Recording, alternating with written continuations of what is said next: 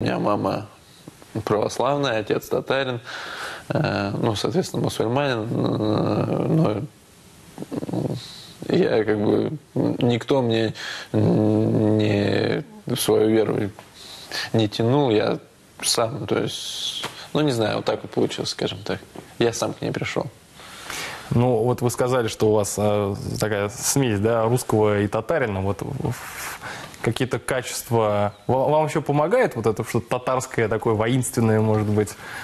Ну, я не знаю, это не мне судить, я даже достаточно толерантный и сдержанный человек, то есть мне хватает выплескивать эмоции в бою.